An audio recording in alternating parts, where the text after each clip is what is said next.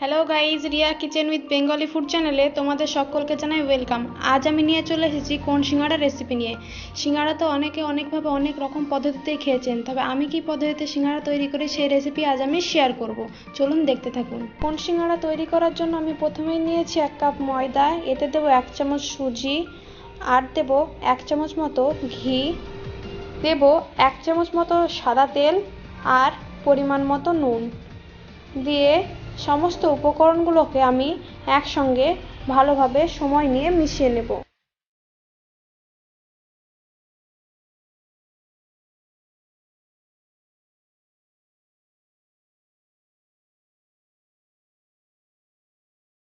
এই সবগুলো উপকরণকে যত ভালোভাবে মেশানো যাবে ততই কোন সিঙ্গাড়াটি অনেক বেশি খাস্তা বা মুচমুচে হবে। তেল আর ঘি ময়দার সঙ্গে মেশানো হয়ে গেলে এক জায়গায় মুঠ করে দেখে নিতে হবে। এবার এতে আমি অল্প অল্প জল দিয়ে মেখে নেব। এটা কোনো গরম জল না, সাধারণ রুম টেম্পারেচারে রাখা জল। এবার আমি এতে দেব 1/2 চামচ মতো জোয়ান দিয়ে ময়দাটাকে ভালোভাবে মেখে নেব। এইভাবে আমি ডোটাকে শক্তভাবে মেখে নিয়েছি। এবার এটিকে আমি ঢাকা দিয়ে রাখবো 10 মিনিটের জন্য।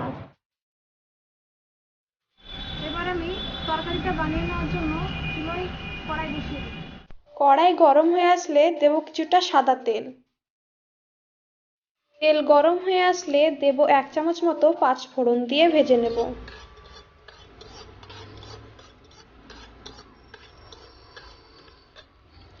পাঁচফোড়ন ভাজা হয়ে গেলে কাঁচা লঙ্কা আর আদা থেতো করে রাখা দিয়ে দিতে হবে। কাঁচা লঙ্কা আর আদা দেওয়ার চেষ্টা করবেন অবশ্যই, তাহলে রান্নার ফ্লেভারটা খুব ভালো আসবে। পাঁচফোড়ন, আদা, কাঁচা লঙ্কা ভালোভাবে ভাজা হয়ে গেলে আমি কিছু গুঁড়ো মশলা অ্যাড করব।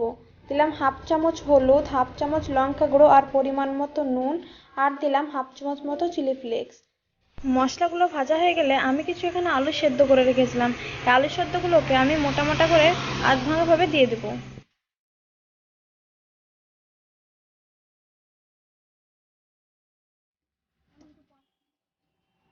আলুগুলো ভাজা হয়ে গেলে দিলাম 1 চামচ মতো জিরে আর ধনে গুঁড়ো।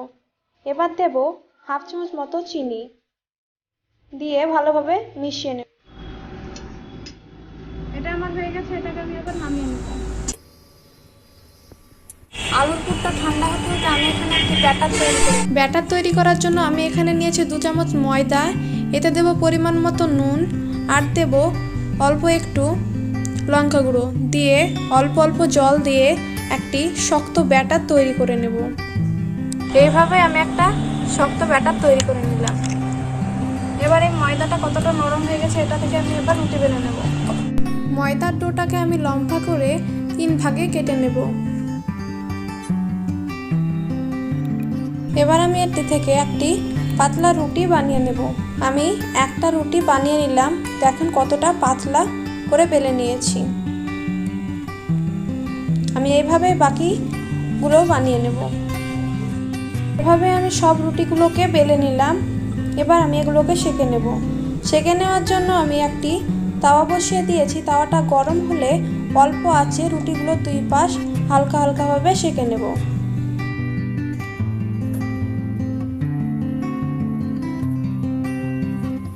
এইভাবেই আমি 3টে রুটিকে সেঁকে নিলাম।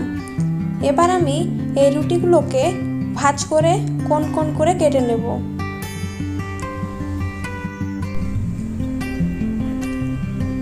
দেখুন আমি এরকম 3 কোণ করে কেটে নিলাম।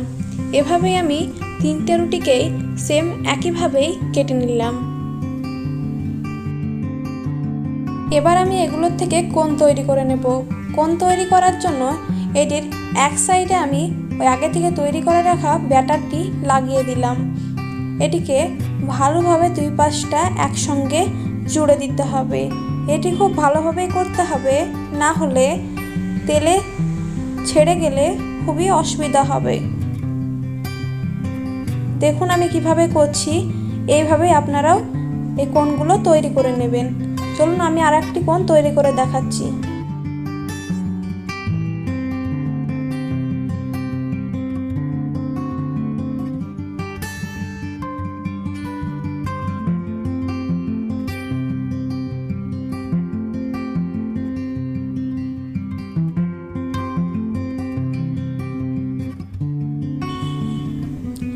এই একই রকমভাবেই আমি বাকি কোণগুলোকেও বানিয়ে নিলাম। এবার এই কোণগুলোতে আলুর ওই তরকারিটা আমি ভালোভাবে ঢুকিয়ে দেব।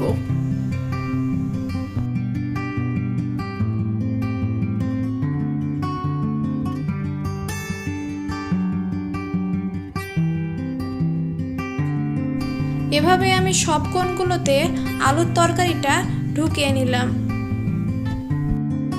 এবার আমি কড়াই বসিয়ে দিয়ে পরিমাণ মতো তেল দিয়ে তেলটিকে ভালোভাবে গরম করে নেব। তেল গরম হয়ে গেলে কোণগুলোকে ব্যাটারের মধ্যে ডুবিয়ে একটি একটি করে ওই গরম তেলে দিয়ে আমি ভেজে নেব।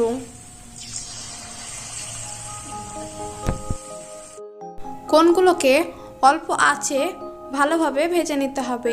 কোণগুলো দিয়ে সাথে সাথে নাড়ার কোনো প্রয়োজন নেই। কোণগুলোর একটি সাইড ভালোভাবে লাল করে ভাজা হয়ে গেলে অপর সাইডটি ভালোভাবে সাবধানে উল্টে দিতে হবে। দুই সাইডে ভালোভাবে ভাজা হয়ে গেলে আমি এই কোণগুলোকে একটি একটি করে তেল ঝরিয়ে তুলে নেব।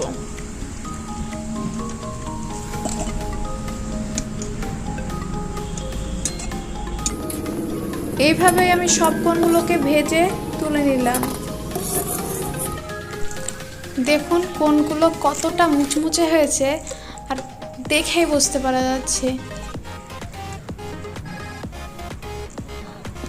একদম কোণের ভিতরটা আলুর পুরে ভরা। খেতেও খুব সুন্দর হবে, আর কতটা মুচমুচে হয়েছে সেটা দেখলেই বোঝা যায়। আপনারা অবশ্যই একবার বাড়িতে এটি ট্রাই করে দেখবেন।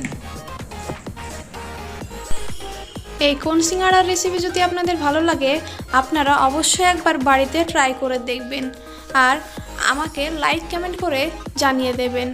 আর আমার চ্যানেলটি সাবস্ক্রাইব করে পাশে থাকা বেল আইকনটি প্রেস করে দেবেন। পুরো ভিডিওটি দেখার জন্য অনেক অনেক ধন্যবাদ।